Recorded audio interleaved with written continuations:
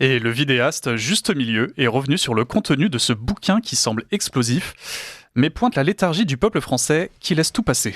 On va agiter devant vous ce qui devrait créer une révolution et vous n'avez rien fait. Vous n'allez rien faire. Parce que vous êtes des clébards. Vous êtes des clébards, vous ne prenez même pas la peine de lire, de lire les preuves qu'on vous met sous les yeux. Et c'est ce que je voulais faire, les amis. Je voulais faire cette vidéo le plus vite possible pour vous montrer qu'ils nous mettent les preuves sous les yeux. Tout est là, tout est là. Les partis d'opposition peuvent lire ça et peuvent saisir, peuvent faire des procédures en destitution. Et ils ne le feront pas.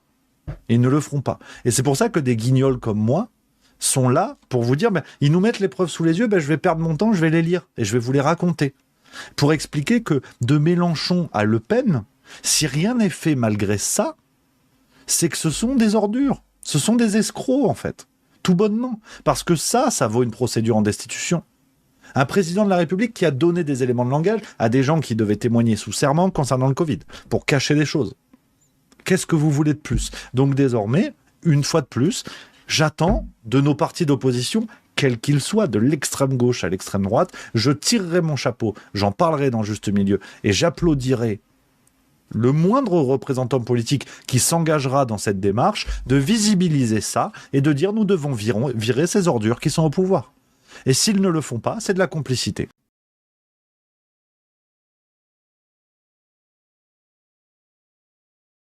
Nous allons donc parler de ce livre qui risque de beaucoup faire parler, Les Juges et l'Assassin de Gérard Davet et Fabrice Lhomme, les deux journalistes du Monde. On a des révélations dingues sur la période Covid-19, on a des bombes qui sont sorties dans ce livre et j'aurai un énorme coup de gueule à vous proposer à la fin parce que vous verrez. Alors, on va décrypter ce bouquin, vous savez, à la manière Juste Milieu, à la sauce Juste Milieu. On va faire le point sur tout ce qui est dit. Il y a des révélations assez dingues, il y a des pépites, il y a vraiment des choses qui sont on hésite entre rire et se taper le cul par terre.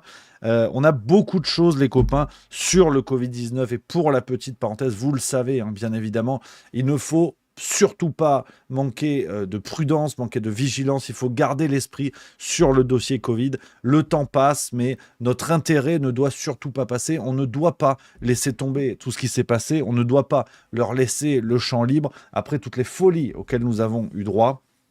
Donc c'est très important de parler de ce sujet-là de manière régulière. On essaie de faire tout le travail nécessaire sur Juste Milieu. On a un dossier, voilà, vous avez été déjà des milliers à le télécharger, et ça nous fait très plaisir. Un dossier sur les effets secondaires. C'est l'ami Pierre Chaillot qui a fait ça de la chaîne Décoder l'écho, on embrasse.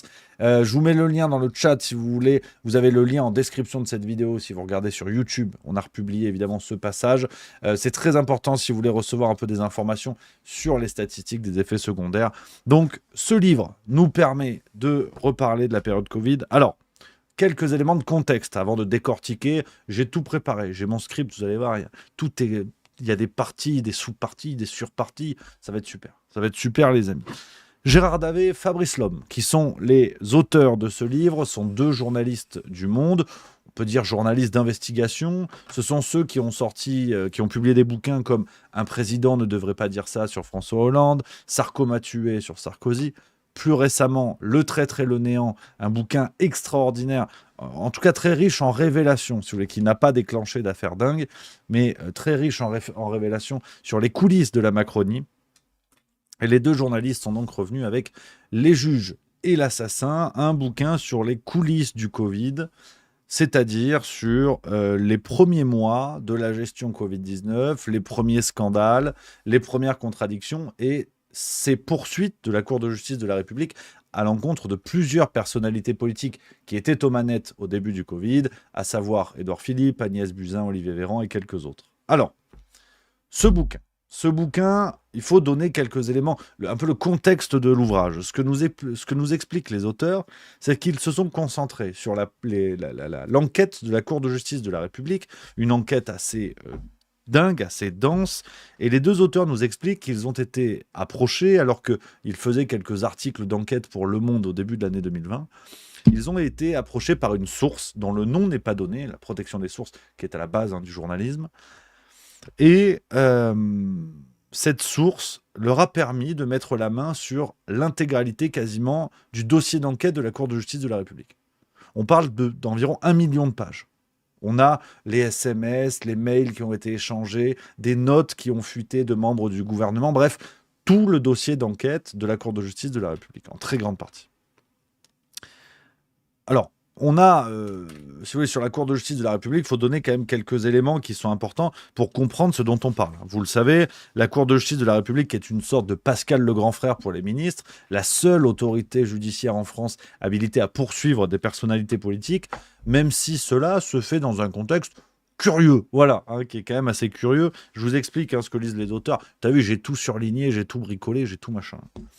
Les auteurs nous disent: la Cour de justice de la République, créée en 1993, se distingue par son opacité structurelle. Ainsi, contrairement aux juridictions de droit commun, la CJR n'autorise aucune constitution de partie civile.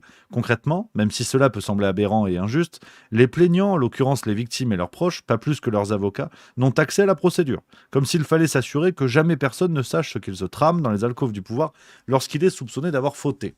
Donc, voilà ce qu'est aussi la Cour de justice de la République. Il faut quand même le rappeler. Au moment où je vous parle, la Cour de justice n'a condamné personne, me semble-t-il. Aucune personnalité politique n'a été condamnée à des peines de prison, par exemple. Il n'y a jamais eu de condamnation d'ampleur par la Cour de justice de la République. Donc on est sur un truc opaque, et le dossier d'enquête lié au Covid n'était pas censé sortir. Donc c'est à la base de ce bouquin, ce qui fait que j'avais des attentes assez extraordinaires, véritablement, sur le livre. Il faut rappeler également, alors je vais vous passer certaines choses, je me suis concentré vraiment sur les révélations qui me semblent les plus importantes, les amis.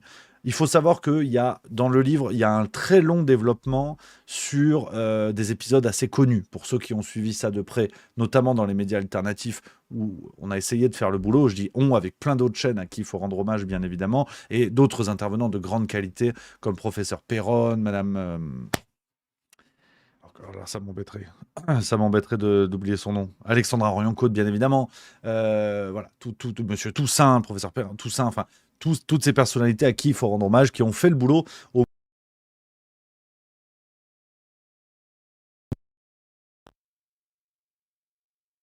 sort les infos en 2025. Bon. Mais au moins c'est fait, vieux motard que jamais, comme disait Coluche. Donc c'est fait. Alors même si le bouquin est assez pénible par moment. Alors attendez, apparemment il y a des soucis de micro. Est-ce qu'on m'entend? C'est bon, c'est revenu. Il y a des petites coupes. Excusez-moi, je fais au mieux. Ce bouquin, par exemple, passe beaucoup de temps à travailler sur les stocks de masques, les problèmes de stock de masques et tout. Je vais vous en faire l'économie aujourd'hui. Vraiment, j'ai pas envie de parler de ça. On va se concentrer sur des choses nouvelles, de véritables révélations et qui me semblent plus intéressantes. Alors, on va faire personnage par personnage et j'ai essayé de vous construire ça. On va monter crescendo, comme on dit, dans le monde de l'opéra. On commence avec Édouard Philippe. Pandi Panda, dont la grande question aujourd'hui est de savoir s'il aura encore des tifs en 2027. Et Édouard Philippe, ce qui le caractérise, hier comme aujourd'hui, c'est l'impréparation, mais avec toujours cette confiance extraordinaire qu'il habite. Habite. Page 36. Je vous donne les références si jamais vous lisez le bouquin, vous savez de quoi je parle. Page 36, on est invité dans les coulisses, et avec à l'appui toutes les notes qui ont été récoltées et qui sont le dossier, ce que je vous expliquais au début. On est invité dans un conseil des ministres qui a lieu le 6 janvier 2020. Donc un pangolin a fait une chiasse à l'autre bout du monde, ça commence à devenir un petit peu tendax, mais en France on est bien, on est détendu du tanga. Et que nous dit Édouard Philippe, alors qu'on a déjà des premières remontées déjà assez suspectes, qui ne donnent pas encore l'ampleur de la pandémie énorme qui va arriver, mais on a déjà quelques remontées. Et face à cela, Édouard Philippe, Premier ministre, nous dit: notre pays en a vu d'autres. Il faut viser le plaisir et la confiance du travail bien fait. Voilà. Donc voilà, si vous voulez, un petit peu dans les coulisses au tout début du Covid, la prudence qui habitait les gens de notre gouvernement. Donc tu sens que ça va bien se passer. Voilà. Ça, c'est pour Édouard Philippe. J'ai pas plus à vous dire. Il n'y a pas plus de choses extraordinaires. Si vous voulez, bon, spoiler alerte ou divulgachage alerte, comme disent nos amis québécois, personne n'a été condamné. Vous le savez déjà. Donc je vous donne quelques éléments saillants sur de nouvelles choses. Mais Édouard Philippe n'a pas été condamné, comme personne d'autre. On apprend qu'il avait eu quelques infos, qu'il a ignorées, mais je me concentre vraiment sur les choses qui me semblent les plus intéressantes. On continue avec un deuxième personnage clé. on va commencer à monter un petit peu en tension, c'est ce bon vieux Jérôme Salomon. Alors Jérôme Salomon, pour ceux qui auraient déjà oublié, c'était lui. Regardez, mon lancement était presque parfait. C'est fort fâcheux, mais c'est lui. En France, nous avons passé le cap des 100 000 cas confirmés de Covid-19 et Santé publique France décompte donc 103 573 cas, soit 5 497 de plus qu'hier. Voilà, donc vous vous rappelez, Jérôme Salomon, directeur général de la santé, qui était en charge de cette espèce de tiercé macabre tous les soirs à la télévision pour évidemment créer un sentiment de peur auprès des gens et tous les soirs dire on a eu 100 morts, 120, 130, un décompte qui d'ailleurs avait une crédibilité qui a rapidement été entamée. On se rappelle des révélations de Libération tout début 2020 qui avait expliqué que le décompte ne prenait pas en compte les morts dans les EHPAD, par exemple, dans un premier temps. Donc c'était absolument n'importe quoi. L'idée était juste de faire peur aux gens avec un décompte qui n'était absolument pas mis en perspective. Quand vous disiez il y a eu 40 morts, en vérité, c'était pas grave parce que par rapport à une journée moyenne en France, c'était pas du tout extraordinaire. Donc ce monsieur Jérôme Salomon, vous vous rappelez un peu le croque-mort de Lucky Luke, on apprend, page 52 par exemple, on continue à monter crescendo. On apprend son entente un peu secrète avec Agnès Buzyn. À l'époque, ministre de la Santé, Tata Agnès, restez bien parce que le gros de la vidéo est sur Agnès. Vraiment, j'ai appris des trucs, j'avais envie de chialer ce matin. Véritablement, je pensais que c'était la sœur des frères Dalton, mais on est plus loin que ça. Vraiment, Agnès, elle est à la fin. Dans le crescendo, elle est à la fin. Et on apprend, donc on est le 24 janvier 2020, je vous lis, invité sur RMC, Salomon se veut rassurant, y compris auprès de sa ministre. En sortant des studios de la radio, il débriefe son interview auprès de Buzyn par SMS. Là, on a vraiment l'extrait des SMS, je peux vous montrer, ça ressemble à ça. Attendez, tac, voilà, ça ressemble à ça. Pas d'inquiétude sur les masques, 65 millions adultes et 33 millions pédiatriques disponibles. Je viens de passer avec Bourdin, dit Salomon. Ok, tu as dû être excellent comme d'habitude, répond Buzyn. Et Salomon répond j'espère. Ensuite, les journalistes nous disent Salomon conclut l'échange par cette remarque tout sauf anodine il faut que je te protège et serve de fusible si nécessaire. Alors, c'est très intéressant. On est au tout début 2020 et si j'étais complotiste, je suis en train d'inventer un personnage Astérix. Complotiste, je vous aurais dit c'est très intéressant cette idée qu'a Jérôme Salomon de savoir qu'il va devoir servir de fusible Agnès Buzyn. Sauf que on est au tout début, la pandémie n'est même pas appelée comme ça par l'OMS, et on a déjà des personnalités au plus haut sommet de l'État qui envisagent l'idée que quelqu'un serve de fusible. Alors qu'à ce moment-là, personne ne sait grand-chose, et que nos responsables politiques sont censés, comme d'hab, tout donner pour aider la France, sauver la France et gérer au mieux la situation. Et là, Jérôme Salomon dirait déjà qu'il veut servir de fusible. Bon, si j'étais complotiste, je dirais c'est bien la preuve qu'ils sentaient qu'ils allaient faire de la merde. Mais bon. Attention, je ne veux surtout pas m'avancer. On continue avec le parcours de Jérôme Salomon. Page 201, on apprend des choses assez intéressantes parce que ce monsieur, il faut quand même se rappeler, le bouquin nous amène à une certaine nostalgie. On se rappelle un petit peu de tout ça. Jérôme Salomon, on l'avait vu débarquer et personne ne savait qui c'était. En vérité, déjà, on a appris qu'on avait besoin d'une direction générale de la santé. On pensait qu'un ministère, c'était déjà bien. On avait une direction générale qui était vraiment un organisme quand même différent. Et on apprend le parcours de Jérôme Salomon. Lui, c'est du lourd, nous disent les journalistes, du sérieux en tout cas. Médecin, spécialiste en santé publique et en maladies infectieuses, plutôt classé à gauche, ex-conseiller technique de Bernard Kouchner entre 1997 et 2002 et de Marisol Touraine 2012-2017, alors ministre de la Santé. Il devient directeur général de la Santé en janvier 2018, après une intense campagne de lobbying dont il a le secret. Il y a deux choses intéressantes là-dessus. Jérôme Salomon est ce qu'on appelle un peigne-cul. C'est-à-dire que, comme on dit un petit peu dans le milieu de la choupa-choups, il suce utile. Vraiment, je parle bien du bonbon. Attention. Voilà.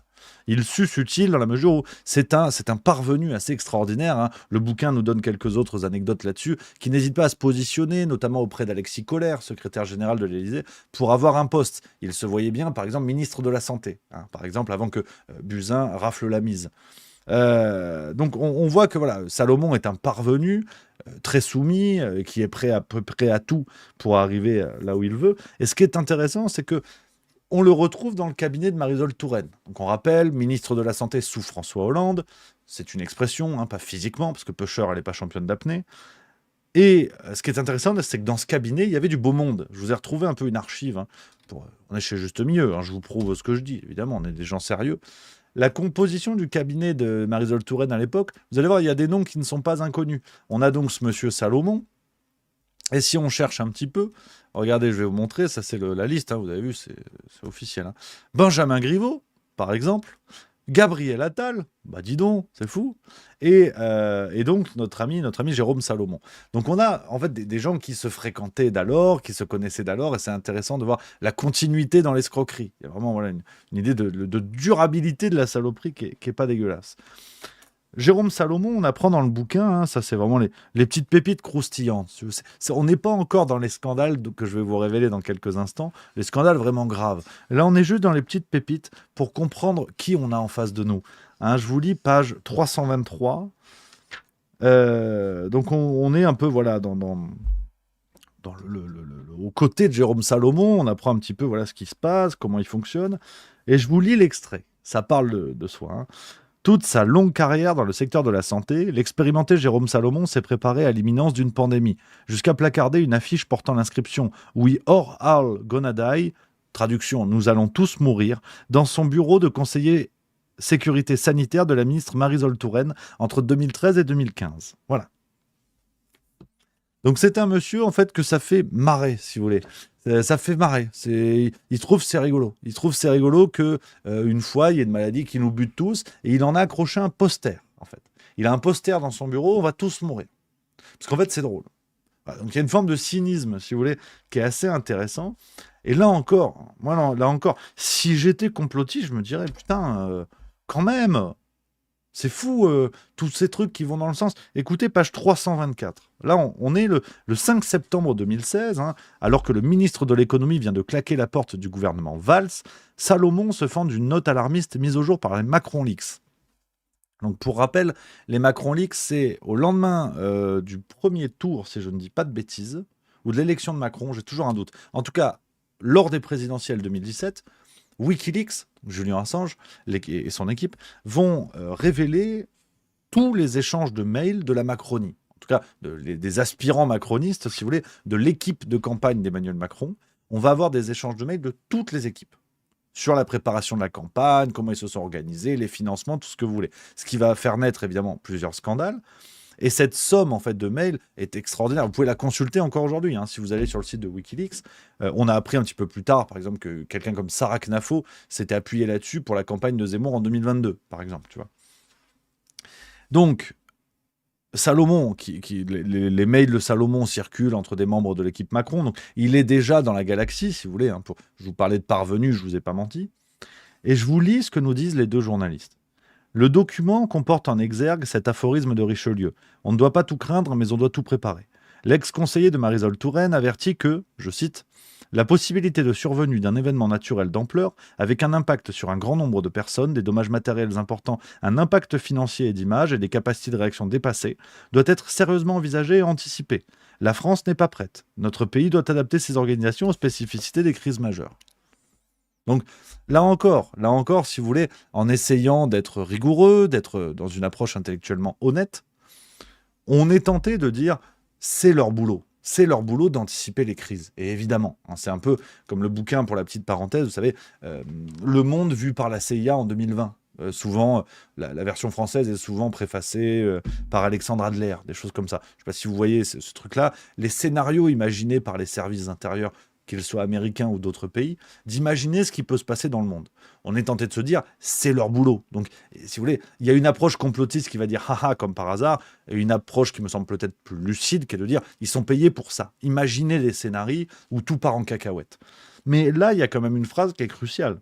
Dans ce que dit Jérôme Salomon, en 2016, il parle du risque d'un impact financier et d'image et des capacités de réaction dépassées. Donc, ce qui m'étonne, c'est que... Et la France n'est pas prête, c'est aussi ça. Ce qui m'étonne, c'est qu'il est tout à fait conscient que rien n'est en place, que ça va partir en cacahuète, un impact financier et d'image, on est sur des dommages qui n'ont plus rien à voir avec la santé, et ça passe. Et ça, c'est en 2016, soit 4 ans environ, un peu moins, enfin 3 ans, un peu plus de 3 ans, avant l'arrivée du Covid-19. Donc là, on est sur la partie Jérôme Salomon. Lui non plus, évidemment, ne sera jamais poursuivi, n'a jamais été poursuivi. On continue avec Olivier Véran. Je vous l'ai dit, on monte à un crescendo, on se fait tous les personnages évoqués. Là encore, lui n'est pas poursuivi. On n'apprend pas grand-chose sur lui, on n'apprend pas grand-chose, si ce n'est page 72, une fois de plus. Je vais vous lire, c'est pas très croustillant. Vraiment, vous pouvez remonter vos braguettes, c'est pas ouf, c'est pas ouf. Alors que nous sommes le 16 février 2020, le Covid commence à faire parler, ça s'installe. Et la question de la tenue des municipales se pose. Et on a retrouvé une note dans le dossier de la CJR qui nous dit « Olivier Véran écrit cela, hors de question d'annuler les élections municipales. » Voilà. Donc après, on nous a justifié ça avec des arguments scientifiques, mais non. non, évidemment. C'était déjà acté, si vous voulez. Argument ou pas argument, c'était déjà acté. Et évidemment, aujourd'hui, personne ne sait et aucune étude n'a été menée curieusement pour savoir combien de morts nous pouvons imputer à la tenue du premier tour des municipales 2020. Le deuxième tour avait été décalé, on s'en rappelle, au mois de juin, enfin à l'été. Et c'est intéressant parce que Véran, là, nous dit hors de question, machin et tout. Ils n'ont pas été poursuivis pour leur responsabilité dans des morts que l'on pourrait imputer directement à la bonne tenue de ce tour, alors que tout le monde savait très bien déjà à l'époque que c'était une connerie. D'enfermer des gens dans des isoloirs, dans des bureaux de vote, c'était évidemment une connerie. Mais ils l'ont fait. Et pas de condamnation pour Olivier Véran. C'est un peu le fil rouge de cette vidéo avec tout ce que je vais vous lire. Il n'y a pas de condamnation sur tout ça. Sinon, c'est pas marrant. Sinon, on s'amuse pas. Et là, on est là pour s'amuser. Donc, c'est quand même le plus important. On continue. Avec un autre personnage, ça commence à se corser un peu. Sibeth Ndiaye. Sibeth Ndiaye, je vais vous remontrer la séquence quand même parce que c'est toujours un plaisir. Sibeth Ndiaye, donc porte-parole du gouvernement. Rendez-vous compte. Qui nous avait dit ceci. Alors j'ai la petite séquence sur les réseaux. Il y a sûrement un montage rigolo. Non, mais là vous êtes ridicule. Ridicule TV, en plus j'aime bien, ils font des trucs sympas sur YouTube. Je crois qu'on ne peut pas dire qu'il y a eu un défaut d'anticipation de cette crise, bien au contraire. Les risques de cas secondaires autour d'un cas Tout ça, vous en rappelez, bref, Sibeth Ndiaye qui nous avait dit « Le masque n'est pas utile en population générale. D'ailleurs, moi-même, je ne sais pas mettre un masque. » Voilà. Bon, à ce moment-là, j'avais eu des regrets que Sibeth Ndiaye ne fût pas porte-parole au moment du sida, parce qu'elle aurait peut-être déroulé des lourdes capotes en direct, ça aurait pu être au moins sympatoche. Bon, là, c'était juste les masques.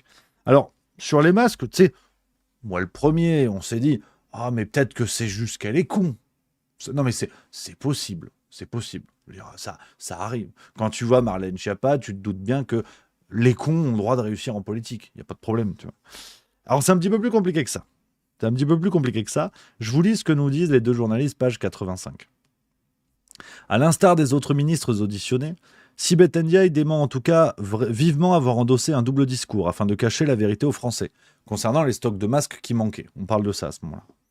Pourtant, nombre de documents saisis par les enquêteurs permettent d'en douter. Cette note de la Direction générale de la santé, déclassifiée du 28 février 2020 par exemple, titrée « Documents confidentiels ne pas divulgués », elle synthétise un point de situation. On y trouve la précision suivante. Gestes barrières, masques si malades. Certes, on parle ici des personnes infectées, mais la note mentionne également ceci.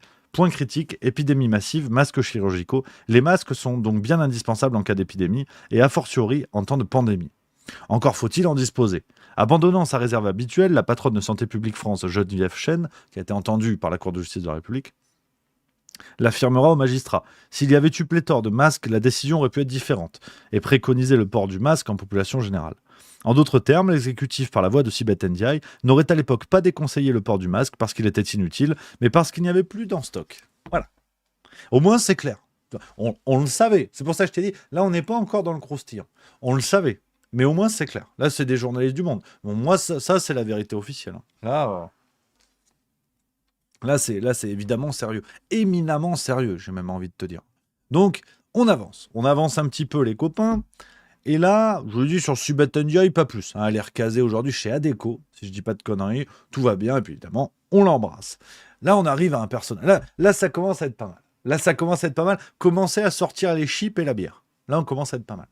Professeur Raoult.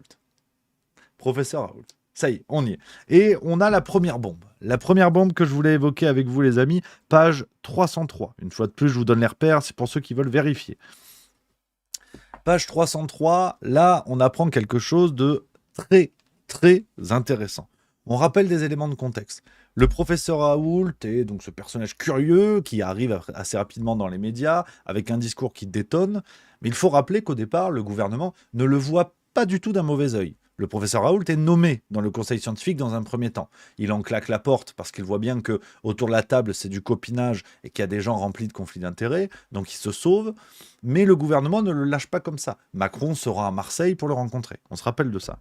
Mais ce que j'ai découvert, vraiment ce que j'ai découvert, pourtant, vous connaissez votre serviteur, j'ai suivi le dossier. J'ai essayé de suivre le dossier. Et ce que j'ai découvert, et ce sont des pièces que l'on retrouve dans le dossier de la Cour de justice de la République, c'est que Véran et Raoult étaient en contact au début du Covid et s'échangeaient des SMS qui ne vont pas du tout dans le sens du discours politique qui nous a été révélé. Je vous lis le passage, page 303. Le professeur Raoult et sa fameuse molécule, donc l'hydroxychloroquine, semblent avoir enfin l'oreille des autorités sanitaires et même du ministre lui-même. La preuve, le 28 février, Véran le sollicite en ces termes « Où en es-tu du protocole chloroquine ? Un truc rédigé ?» Point d'interrogation. Avant d'ajouter « Je veux pouvoir annoncer ce soir qu'un protocole démarre dans les prochaines heures à Marseille. » Donc, ce qui est intéressant, c'est que à ce moment-là, on apprend que Olivier Véran, donc ministre de la Santé, ne rejette pas du tout l'hydroxychloroquine comme tout le monde l'a rejeté après. Parce que si c'était dangereux un mois plus tard, c'est que ça l'était un mois avant. Tu vois, pourquoi Véran lui demande un protocole sur un truc qui tue des gens ? Hydroxychloroquine, paraît-il que c'est aussi dangereux que la bombe atomique. Donc ils ont dit vraiment c'est kiff-kiff. Donc là, on commence à rentrer dans des détails croustillants. De gens, en fait, au gouvernement qui n'avaient pas du tout la détestation de l'hydroxychloroquine comme on a voulu nous le faire croire après. Et ça ne s'arrête pas là. Ça continue, parce qu'on voit bien que Véran ne se méfie pas du tout. Et il y a un échange, et c'est à partir de là, si vous voulez, que ça va craquer entre les deux hommes. Comment Raoult et Véran, comment les relations se sont distendues, dans la mesure où, au départ, semble-t-il, tout allait bien. Je vous lis page 304. Le 26 mars, Raoult jubile. « Bravo pour ton décret », écrit-il à Olivier Véran, qui vient d'autoriser la prescription d'hydroxychloroquine aux cas graves. Mais l'euphorie est de courte durée. Dès le lendemain, le professeur doit déchanter. « Qu'est-ce qui se passe ? On repart en arrière et les pharmacies ne délivrent pas nos ordonnances », s'emporte-t-il. « Le décret, je te l'ai dit hier, autorise les équipes hospitalières en collégialité à prescrire le traitement aux patients hospitalisés », répond le ministre. Réplique immédiate de Raoult Furibard. « Ce que tu valides est une atteinte profonde à la liberté de prescription pour un traitement recommandé dans 10 pays au monde. C'est devenu délirant, laissez-nous travailler. » Il se fait même menaçant. « Je vais devoir intervenir publiquement si ceci n'est pas corrigé. » Légèrement inquiet, Véran gagne du temps. « Je t'appelle dans la journée, on s'en parle. » Tente-t-il de déminer. « Il le faut, car là je suis décidé à faire une conférence de presse, insiste Raoult. » Le 27 mai, la prescription du médicament promu par l'épidémiologiste marseillais est finalement interdite par le gouvernement. Pas de quoi dissuader Olivier Véran de poursuivre ses échanges cordiaux avec le plus en plus décrié chef de l'UHU Méditerranée. Le 27 août 2020, le ministre de la Santé lui écrit encore « Je te vois cet après-midi en cellule de crise, ça me fait plaisir ». Pas étonnant du coup que lorsque les juges demandent à Raoult quelle est d'après lui la différence entre Madame Buzyn et M. Véran dans la gestion de crise, il s'empresse de répondre « Véran a fait mieux que Buzyn sur les tests ». Donc là, c'est intéressant.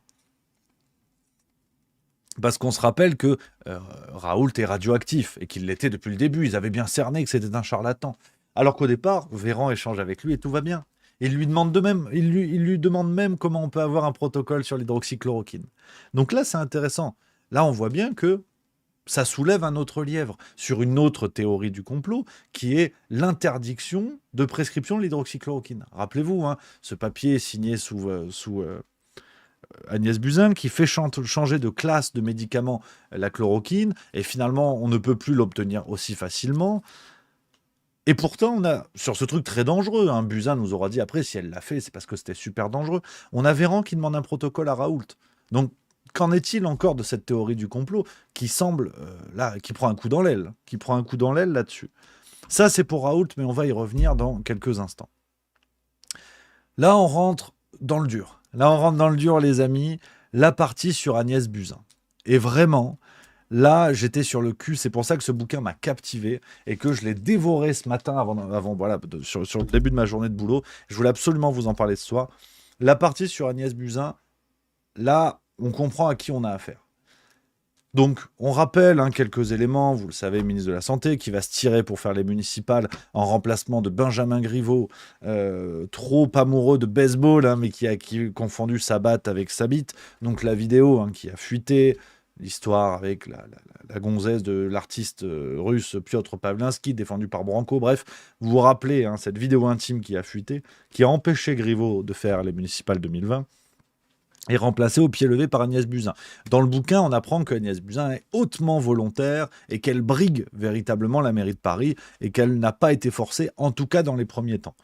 Un mystère demeure sur, à partir du moment où le Covid arrive, Agnès Buzyn qui semble vouloir lutter, vouloir être en première ligne, mais Griveaux partant, semble-t-il que Macron aurait vraiment tranché pour que Buzyn prenne le poste. Bon, ça reste de la petite politique politicienne.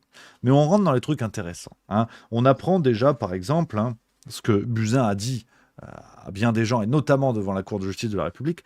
Elle explique que 25 décembre 2019, elle est en vacances en Corse, et on nous dit, page 31, « Tout serait parfait, n'était-ce cet étrange virus apparu en Chine qu'elle assure avoir découvert depuis son lieu de villégiature sur un blog. » Donc Agnès Buzyn se défend en disant qu'elle en a entendu parler avant tout le monde du Covid sur un blog. Alors, les journalistes nous disent après que dans aucun document de la Cour de justice de la République, le nom du blog n'est donné. Voilà, on ne sait pas. Peut-être c'est mimi-pâtisserie du 32.skyblog.com, on ne sait pas. Peut-être que ce blog n'existe pas. Si j'étais complotiste, je dirais peut-être. Mais bon, moi je ne sais pas. Donc là, je lis, je vous propose, j'ai tout lu. Donc ça, c'est pour l'échauffement. Mais là, on y va. Là, on y va plein gaz parce que ce qui est bien avec Agnès Buzyn, on se doute que c'est une menteuse, on sait que c'est une opportuniste, mais on ne savait pas que c'était vraiment une méchante. Une vilaine. Ou la vilaine. Ou la vilaine. Parce que on va comprendre très vite qu'elle regrette son aventure au municipal, elle n'a pas trop aimé comment ça se passe, et donc elle va dégoupiller. Agnès Buzyn est une sorte de calamity Jane de la picouse. Elle va tirer à vue sur tout le monde. Page 114, je vous lis l'extrait. En pleine schizophrénie, Agnès Buzyn dézingue tous azimuts sur ses nombreux messages. Comme désinhibée, elle vitupère contre le Conseil scientifique et tout particulièrement son président Jean-François Delfraissy ou l'entourage du président de la République, y compris lorsqu'elle s'adresse à Édouard Philippe. Et là, on cite un message. Le conseiller du président de la République et son conseil scientifique sont de la daube, tacle-t-elle. C'est à pleurer de voir qui vous conseille. Et moi, aujourd'hui, je n'ai plus de boulot et dans un mois, peut-être morte. Moi, je trouve ça un peu beaucoup. Après, bon, voilà, je continue. Elle enchaîne. Et te voir en photo sur Instagram avec ce con de Delfraissy me rend vraiment dingue. Je comprends mieux vos décisions. C'est un faiseur, dandy, sans colonne vertébrale. Un autre message. Édouard, écrit-elle encore, vous êtes en dehors de la plaque complètement. Prenez une décision de confinement car nous avons 15 jours de retard. 15 jours en cas de pandémie, c'est une éternité a fortiori dans une France sans masque et sans test. Elle prévient, je ne perds pas mes nerfs, je suis lucide derrière vos décisions, ce sont des gens qui vont mourir. Le discours du président de la République de ce soir est incohérent, faites de la politique et prenez vos responsabilités. Donc, la dame ne lâche pas le morceau. Elle continue à envoyer des messages et nous explique que encore une théorie du complot qui semble valider que Delfraissy est un con. Si c'est Agnès Buzyn qui le dit, moi je lui fais confiance, elle était ministre. Donc moi je le dis, Delfraissy est un con. J'ai une source. C'est officiel, c'est l'ancienne ministre. Donc, qui peut me dire non désormais? Donc Delfraissy est un con. Voilà. Ça au moins c'est bon. Là c'est bon. Mais il n'y a pas que ça, parce que quand je vous dis qu'Agnès Buzyn est une méchante, elle n'a pas aimé ce qui s'est passé. Elle n'a pas aimé perdre son poste au ministère de la Santé. Et là où ça va devenir intéressant, c'est qu'elle se permet même de menacer son ancien entourage. Oui. Écoutez, page 123, ce qu'on nous dit. On a une menace de vengeance, plus une attaque gratuite au professeur Montagnier. Voilà, ceux qui l'aiment bien, je vous laisse apprécier. Je lis. Buzyn multiplie les appels au secours, voire plus. Elle écrit à Sibeth Ndiaye, un autre SMS porté au dossier. « Je ne vais pas pouvoir me taire trop longtemps, car je n'ai pas l'intention d'être le bouc émissaire de cette histoire. » Voilà. Donc c'est un fonctionnement mafieux. C'est un fonctionnement mafieux de « si j'ai pas ce que je veux, je balance ». On est vraiment, tranquille. Je vous lis la suite. Les farfelus sortent de l'ombre, comme Luc Montagnier, ancien prix Nobel en quête de reconnaissance qui suppose que le Covid aurait été fabriqué à partir du virus du sida. Ça, ce sont les deux journalistes qui écrivent ça. Je vais y revenir à la fin de cette séquence, vous inquiétez pas. Autre message de Agnès Buzyn. Il faut confiner les vieux prix Nobel, écrit Yves Lévy, le mari d'Agnès Buzyn, ancien président de l'INSERM. On en a beaucoup parlé. Agnès Buzyn répond « Et tous les cons ». Voilà. Voilà. Donc, Montagnier donc, est prix Nobel. Prix Nobel, elle a dit il est con aussi. Donc tout le monde est con, apparemment. À part Agnès. Agnès, impeccable. Ça, j'ai envie de vous dire, par rapport à ce qui suit, c'est une promenade de santé. Parce que maintenant, on rentre, si vous voulez, dans ce qui, normalement, devrait valoir une condamnation. Et devrait valoir peut-être la cour martiale à ces gens-là. Et en tout cas, on a des révélations qui nous montrent, désormais, avec ce que je vais vous dire, que la France est définitivement une forme de dictature judiciaire, si vous voulez, qui juge ce qu'elle veut. Alors qu'elle a des scandales sous les yeux, qui devraient être jugés et condamnés. Je vous lis ce que j'ai appris, véritablement. Et là, ça fait partie des bombes qu'il y a dans ce bouquin et qui, à mon avis, vous en entendrez pas parler dans les journaux. Voilà. Donc, Juste Milieu fait le taf. N'hésitez pas à mettre en commentaire de cette vidéo dès que ce que je vous dis là sort dans les journaux. Voilà. Ça me ferait plaisir. J'espère quand même, mais sinon, ce serait trop gros. Mais bon, on sait jamais. Je vous lis ce qu'on apprend, page 131. Parce que vous le savez, Agnès Buzyn est poursuivie par la Cour de justice de la République qui va vouloir l'entendre. Mais avant cela, on a des commissions d'enquête parlementaires. Et notamment du côté de l'Assemblée nationale. Il y a une commission d'enquête qui se met en place. Tu vois, je vous lis, par exemple, ce qu'on a... Attendez, que je reste dans l'ordre... Voilà, oui, c'est ça, page 131, 130, 131, on est là. Dans cette commission d'enquête, beaucoup de personnalités vont être entendues. On est en juin 2020 à ce moment-là. Raoult lui-même, le professeur Raoult, va être entendu. Voilà. Et qu'est-ce qui va se passer parce qu'on est dans une démocratie. Je veux dire, Agnès Buzyn, elle a été blanchie par la Cour de justice de la République. Les poursuites ont été levées, donc c'est qu'il y a des bonnes raisons. Je vous lis page 130 ce que Agnès Buzyn a fait au moment de l'audition du professeur Raoult devant une commission d'enquête parlementaire. Le 24 juin, c'est au tour de Didier Raoult de témoigner devant la mission d'information. Pardon, c'est une mission d'information parlementaire. C'est pas une commission, veuillez m'excuser. Agnès Buzyn n'en rate pas une miette. Elle envoie ce SMS à Brigitte Bourguignon, vice-rapporteur LREM de la mission. Il vous balade. Réponse de la future et éphémère ministère de la Santé. Il est dingue ? Oui, réplique Buzyn. Il passe son temps à dire tout et son contraire. Voilà. Donc Agnès Buzyn envoie des SMS à une vice-rapporteure de mission parlementaire. Et ça, c'est bon. Alors c'est une influence, c'est une ingérence. Mais ça, t'as le droit. Ça, t'as le droit et c'est rien, parce que j'ai mieux, sinon c'est pas marrant. Page 131. On apprend que ça va être au tour d'Agnès Buzyn de passer devant cette mission parlementaire le 30 juin. Mais qu'est-ce qui se passe le 29 juin ? Je vous cite, je vous lis. Mieux ou plutôt pire, le médecin enquêteur transmet à Buzyn les questions envisagées pour l'audition du 30 juin. Voilà.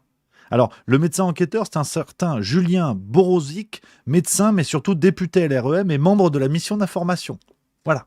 Je vous lis donc ce médecin enquêteur qui transmet à Buzyn les questions. Le 29 juin, il a une bonne nouvelle pour l'ex-ministre. Les questions que je t'ai données sont passées comme une lettre à la poste auprès du groupe et j'ai une carte blanche pour les préparer demain, donc ça va le faire. Élaboré ou plus exactement concerté avec grand soin, l'audition est clairement arrangée. Elle a été blanchie, Mais parce que t'as le droit de faire ça. Apparemment, c'est bon. Ils n'ont pas jugé... Non, ça a l'air bon. Ça a l'air OK. Ça a l'air bon.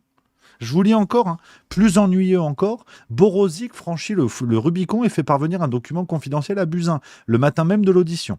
6 juin, la note des administrateurs. Cette note est confidentielle car dans les mains de Brigitte Bourguignon et Ciotti officiellement. Ça te donne une bonne orientation sur les questions à venir. Tu aurais, je pense, intérêt à aborder les points les plus touchy dès ton propos liminaire pour répondre aux questions avant qu'elles ne te soient posées. Oui, je continue à lire. Le député, décidément prévenant, va jusqu'à proposer à l'ex-ministre de choisir les questions qui lui seront posées.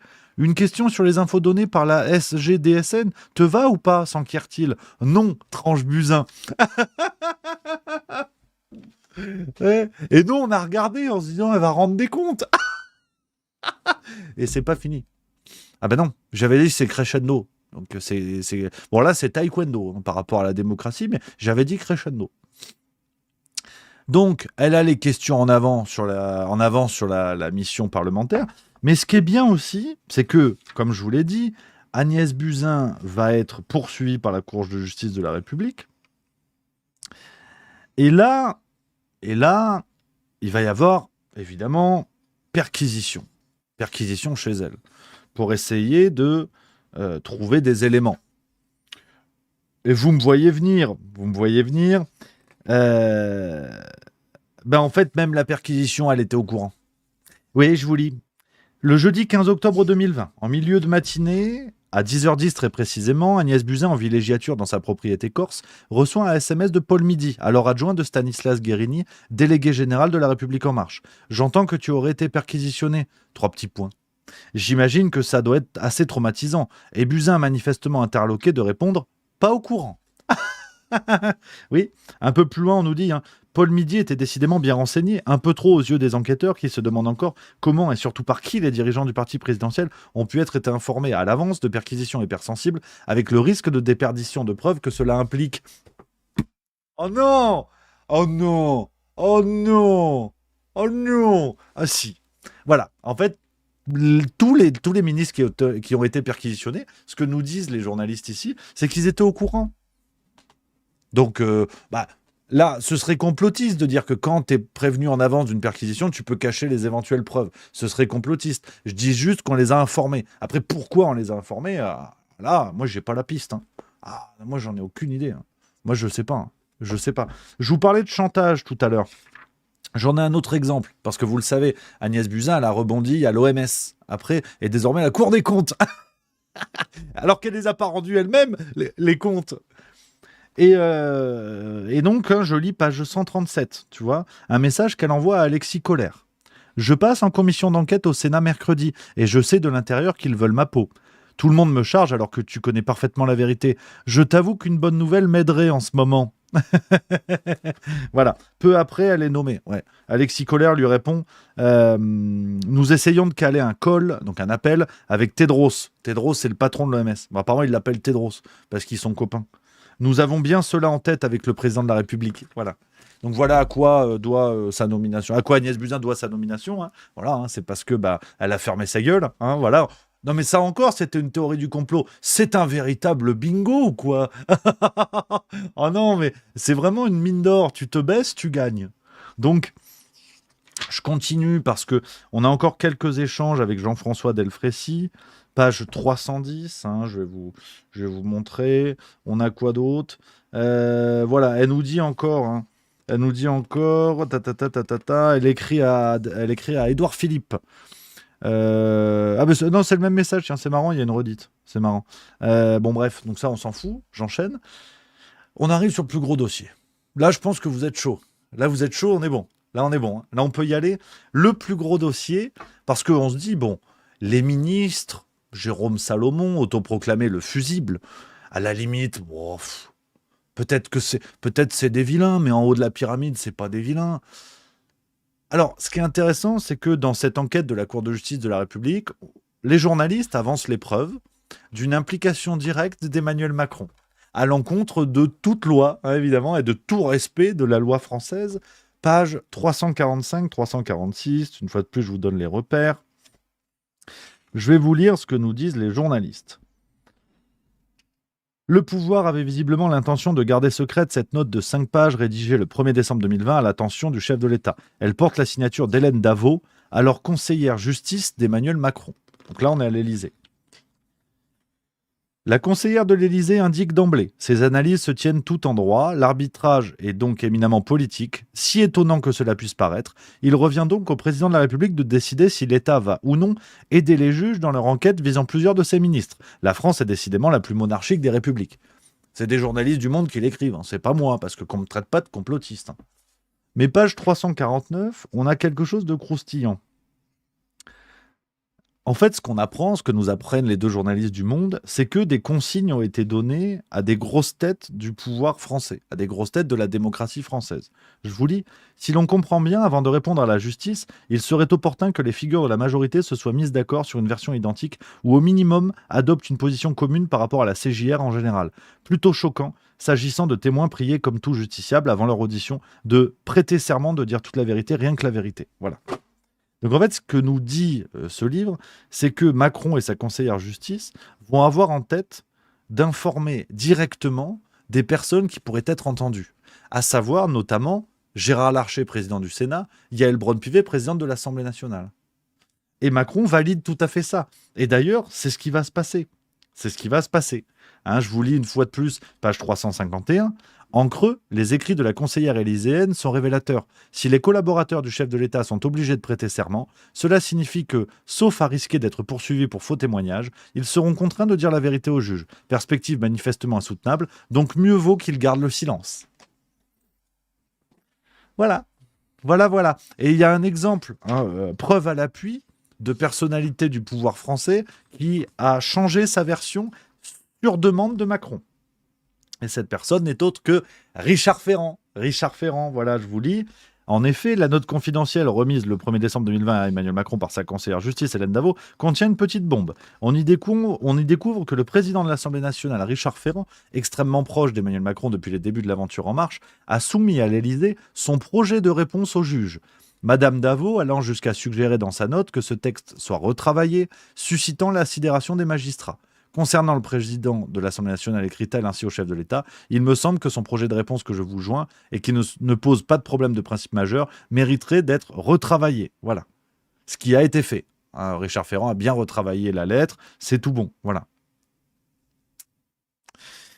Voilà. Donc ça, c'est l'une des bombes contenues dans ce bouquin de l'implication directe de Macron pour inciter des personnes entendues ou potentiellement entendables à utiliser les éléments de discours de l'Élysée et à fermer leur gueule. Voilà. Alors, on rappelle dans une situation où tout le monde est innocent. Ils n'avaient rien à se reprocher. Quand tu es innocent, pourquoi tu fais des trucs de pas innocent à vouloir que tout le monde adopte les versions, au pire de dire des bêtises, au risque de dire des bêtises. Donc et la preuve, la Cour de justice de la République a dit ça. Alors, on arrive à un peu à la conclusion, les amis, et l'analyse que je voulais vous proposer, le coup de gueule, bien évidemment. Parce que on a le sentiment de se dire, tout ça pour ça. Buzyn, Véran, Philippe, les poursuites ont été levées. Et aucun n'a été poursuivi. On a cet exemple assez extraordinaire pour vous dire que le mythe de la justice en France est mort et que l'égalité devant la loi n'existe pas. Page 394, on nous raconte qu'à la fin de ces auditions, il y a eu effectivement 26 ou 27 passages d'audition d'Agnès Buzyn. À la fin, elle a refusé. Elle a refusé de témoigner. On nous dit, voici ce que disent les journalistes, on imagine déjà les images d'une Agnès Buzyn, menottes au poignet, débarquant à la CJR, encadrée par 2 gendarmes. Nul doute que si les membres de la commission d'instruction ont finalement renoncé à cette mesure spectaculaire, à l'évidence disproportionnée, c'est parce qu'ils se doutaient qu'elle leur aurait été vivement reprochée. Cela aurait même fait scandale. Et ce, même si l'article 122 du Code de procédure pénale autorise les juges, selon les cas, à délivrer un mandat de comparution, puis si besoin, un mandat d'amener, voire enfin, un mandat d'arrêt à toute personne ayant refusé de se présenter à leur convocation. Voilà. Donc Agnès Buzyn a refusé, il n'y a pas de problème. Il n'y a pas de problème.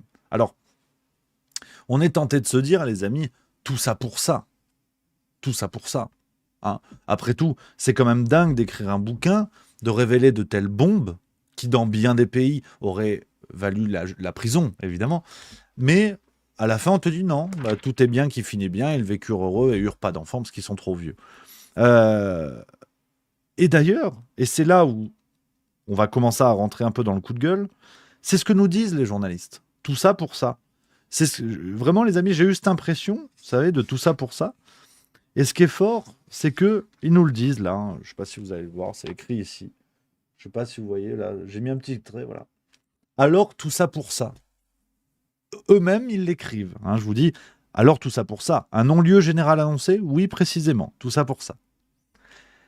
Et le problème, c'est que ces journalistes, donc messieurs Davet et Lhomme, très sincèrement, j'avais vraiment j'avais foi en eux, soyons clairs. Je trouve qu'ils font un boulot, ils ont fait un boulot assez chouette, assez extraordinaire, notamment avec Le Traître et le Néant, qui est rempli de révélations intéressantes, mais ça m'avait mis la puce à l'oreille sur un truc à l'époque. Mais je me suis dit, Rémi, t'es complotiste, t'es un fâcheux, donc ta gueule, Rémi. Mais là, je crois que le Rémi d'avant avait peut-être un peu raison. Parce que je vais vous lire ce que nous écrivent les journalistes dans leurs conclusions, à la lumière de tout ce qu'ils ont révélé. Si les irresponsables comme Emmanuel Macron avaient cru, irresponsables entre guillemets, avaient cru devoir qualifier les plaignants, ne sont pas ceux que l'on croit, les investigations de la CJR l'ont établi de manière irréfutable. Pour autant, l'irresponsabilité dont l'État français a largement fait preuve en matière sanitaire, et ce depuis de longues années, ne revêt pas forcément de qualification pénale. L'enquête de la CJR a été officiellement clôturée le 28 novembre 2004. 2024.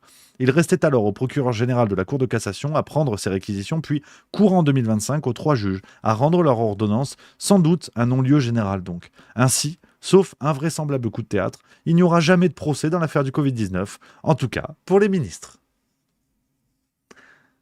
Voilà. Voilà. Alors qu'ils sont conscients qu'ils ont révélé des choses, eux-mêmes te disent que c'est tout à fait scandaleux et que c'est grave. Non. En fait, non. Il n'y aura pas plus. Allez, et on arrive à... En fait, ce qui me pose vraiment problème dans ce livre. Parce que, depuis tout à l'heure, les amis, je vous révèle des choses qui sont scandaleuses, qui sont graves, je le redis, qui dans bien des pays auraient valu la prison à des gens. Soyons clairs. Mais, et l'impression que j'avais eue avec les précédents ouvrages de Davé et l'homme, et c'est encore plus le cas aujourd'hui, c'est qu'on est dans l'illusion du travail journalistique. J'y viendrai, et ce qui m'a vraiment mis grognon, et ce qui m'a mis sur cette voie, si vous voulez, c'est le traitement du professeur Raoult dans l'ouvrage. Alors qu'on soit bien d'accord, ça ne m'a pas touché, ça ne m'a pas heurté, parce que je suis un pro-Raoult, un adorateur de Raoult. Je pense que, et d'ailleurs, son récent recyclage dans le monde de la cosmétique en témoigne de l'opportunisme. Avec le Covid, peut-être y a-t-il vu un opportunisme médiatique, l'attrait des caméras, le plaisir de la lumière. On peut reprocher énormément de choses au professeur Raoult. On doit lui reprocher énormément de choses. On doit reconnaître nombre de ses mérites sur son parcours, sa reconnaissance à l'international. Bref, on est chez juste milieu. Personne n'est parfait, personne n'est parfaitement condamnable, n'est que condamnable. Mais ce qui m'a rendu dingue, dans un livre d'investigation censé être sérieux, où on ne suit pas le discours dominant et tout ça, c'est le traitement du professeur Raoult. Alors, on a un champ lexical, je vous ai noté quelques expressions qu'on retrouve dans l'ouvrage. Fou du roi, personnage sulfureux. Page 299, une fois de plus, allez vérifier, je vous invite à le faire. On nous dit, s'il s'est fourvoyé avec sa molécule supposément providentielle, donc les journalistes nous disent ça alors qu'ils nous expliquent juste avant que Véran avait confiance et qu'il voulait un protocole sur, je cite, cette molécule supposément providentielle. Donc c'est dire à quel point les journalistes ne sont même pas honnêtes vis-à-vis de leur propre travail. Et c'est là où ça m'embête vraiment. Et pardon, oui, c'est cosmétologie, c'est pas cosmétique, merci dans le rappel. Là où Raoult s'est recyclé. S'il s'est fourvoyé avec sa molécule supposément providentielle, au point de n'être plus soutenu aujourd'hui que par les complotistes de tout poil, ce qui fait du monde, il faut en convenir, l'épidémiologiste reste un témoin fréquentable d'un strict point de vue judiciaire, ce qui n'a pas empêché les magistrats de tenter de conserver leur distance avec ce personnage sulfureux qu'ils n'ont pas ménagé lors des auditions. Page 306, on peut lire ceci. Quant au professeur Raoult, c'est peu dire que son étoile a pâli. Visé par plusieurs plaintes, mis à la retraite par l'IHU, il est aujourd'hui au mieux considéré comme un savant fou, au pire comme un danger public. Dans tous les cas, il est désormais traité comme une brebis galeuse, mise au banc de la communauté scientifique. Personne dit ça. Et regardez ce qu'on entend sur le professeur Delfrécy, ce con, comme dit Agnès Buzyn, tout l'inverse du professeur Delfrécy, ce diplomate de la santé qu'il est devenu, jamais une parole plus haute que l'autre. Voilà. Donc en fait, on est évidemment dans une propagande médiatique classique, malgré l'apparence d'un travail d'investigation. Et là, on rentre dans quelque chose de très malin, de très cynique, avec le travail des journalistes, qui conclut, page 428, on a quand même ce passage, les amis, je vous lis, après je vous proposerai quelques éléments d'analyse. Alors, après avoir consulté tant de documents, pris connaissance de tellement de témoignages, il nous semble pouvoir conclure que la justice a bien fait son travail. Bien sûr, s'agissant de certains points précis, les juges ont parfois échoué. Ils n'ont pas pu, par exemple, établir l'origine exacte du virus, et leurs investigations sur l'introduction du Covid en France ne se sont pas révélées probantes. Ils ne sont pas parvenus non plus à déterminer avec précision le nombre de décès directement liés à la pénurie de masques ou à la tenue des élections municipales. Il leur a été impossible également d'accoler une incrimination pénale à une décision politique, certes tardive, celle de confiner le pays le 17 mars 2020. Voilà. Donc en fait, tous les motifs qui auraient pu amener en prison les responsables politiques de l'époque, l'enquête n'a pas pu travailler dessus. Non. Ils ont travaillé que sur les motifs qui n'entraînaient pas de prison. La preuve, il n'y en a pas eu. Donc, et tous les motifs qui auraient pu, non, c'était pas dans l'enquête. Mais la justice a bien fait son travail. Ah bah oui. Bah attends. Ils ont évité tous les motifs graves, mais c'est bien. Donc ça, c'est un élément de conclusion des journalistes. Donc, qu'est-ce que je voulais vous dire là-dessus ? Vers quelle réflexion ça m'a amené, en tout cas les amis, et ce que je voulais partager avec vous pour terminer cette séquence. On est dans ce que je vous disais tout à l'heure. On est dans... Tu vois, j'ai un reflux gastro-œsophagien. On est dans l'illusion du travail journalistique. Et c'est la première fois que j'ai cette impression-là, les amis, à ce point. C'est-à-dire que on a des révélations, on ne peut pas le nier. On a des bombes qui sont sorties, qui sont tout à fait scandaleuses, évidemment, évidemment. Mais tout ça transpire par toutes les pores la maîtrise, le calibrage des révélations. Parce que, et je me suis farci tout le bouquin, je vous invite à le faire pour ceux que ça intéresse, on parle des stocks de masques, on parle de l'impréparation, on parle de choses comme ça. Sur le vaccin, bubule. Le mot vaccin, je crois, doit être utilisé 4 fois ou 5 fois dans l'ouvrage. Vraiment. Alors, je veux bien que l'enquête se concentre sur 2020, mais on sait très bien que sur le vaccin, il y a des choses bien plus dures. Ne serait-ce que les négociations d'Ursula von der Leyen par SMS. Ils auraient pu mettre le nez dedans, nos amis journalistes. Ça, non. Ça, non. Donc, on n'a aucune référence à ça. On a une seule référence au cabinet de conseil. À un moment donné, c'est évoqué quelque chose comme 9 millions, je crois, pour une mission spécifique où on va chercher des cabinets, notamment McKinsey, mais pas plus. Les journalistes ne nous parlent pas non plus de la gabegie de pognon liée au cabinet de conseil. Pourtant, ça commence dès le début du Covid. Donc, on est, effectivement, c'est l'expression qu'utilise, je crois que c'est Juan Branco qui l'utilise souvent, mais qu'on retrouve dans bien des ouvrages d'analyse du genre, c'est du damage control. Excusez-moi pour l'accent anglais, je suis une pompe à vélo. On est dans le damage control, c'est-à-dire on donne l'illusion de la révélation, on donne l'illusion du travail bien fait, mais on sait précisément ce qu'on donne. On donne du grain à moudre pour se couvrir en disant « Hey, on fait le taf. Vous avez vu, on fait le taf. » Mais en fait, vous faites bubule. Vous faites bubule parce que vous contribuez, de manière assez cynique, à donner l'illusion du travail pour calmer les ardeurs de gens qui sont de plus en plus nombreux à voir qu'on s'est fait baiser avec le Covid. Et donc, vous leur donnez du grain à moudre en disant « Mais si, c'est bon, vous avez vu, le taf est fait, c'est bon. Le taf est fait, rentrez chez vous, pas de problème. » Sauf que non, ne nous laissons pas tromper avec ça. Oui, il y a des révélations qui révèlent toute la saloperie qui a eu lieu en haut lieu au moment du Covid, mais ne nous laissons pas berner par cette illusion journalistique. Il faut évidemment saluer les révélations qui sont faites, mais comment comprendre que l'on en reste là ? Et donc, si vous voulez, les amis, j'avais envie de finir sur une réflexion qui est pas bien. Elle est pas belle. Elle est pas belle, la réflexion, mais je crois qu'à un moment donné, et ça n'est que mon avis personnel, je crois qu'il faut accepter de remettre en doute certains tabous. Certains tabous sur la question de la justice. Parce que aujourd'hui, c'est le discours habituel. Laissons la justice faire son travail, il faut tout faire, il n'y a pas de problème, machin et tout ça. Il faut respecter la justice. C'est une sorte de tabou, c'est une sorte de pilier immuable que rien ne peut venir critiquer. Mais alors que l'on vous explique, dans ce livre, on vous explique très clairement que les gens qui ont témoigné sous serment ont été briefés par l'Élysée. Je veux dire, on est sur une rupture fondamentale du respect de la loi, précisément. Alors que les gens qui ont été incriminés puis blanchis n'ont eux-mêmes pas respecté la justice et l'ont trahi. C'est ce que révèle le livre. Comment peut-on considérer que ces gens-là s'en sortent libres ? Et donc, c'est le fameux responsable mais pas coupable de Georgina Dufoy dans l'affaire du sang contaminé. Mais c'est une réflexion que je mets sur la table et qui est vraiment apparue là ce matin en finissant ce bouquin. C'est qu'à un moment donné, ce responsable mais pas coupable est bien la preuve de l'illusion de justice qui concerne les puissants en France, qui concerne les gouvernants. Mais dans un pays sain, est-ce qu'on peut réfléchir à une forme de culpabilité par responsabilité ? C'est-à-dire que si la justice ne parvient pas à prouver par des faits que vous avez commis un délit ou un crime, quand vous êtes un puissant, quand vous êtes un gouvernant, évidemment, c'est ce qui se passe là. La justice n'a rien prouvé. Bon, elle n'a pas enquêté sur les éléments sur lesquels elle aurait pu envoyer en prison ces gens-là, mais elle n'a rien trouvé sur les autres éléments qui n'étaient pas dangereux. Mais dans un pays sain, on a une forme de culpabilité par responsabilité. Dans la mesure où vous avez été aux manettes, que votre travail n'a pas été bien fait, la première preuve, c'est que vous avez été aux manettes et que le travail n'a pas été bien fait. Point.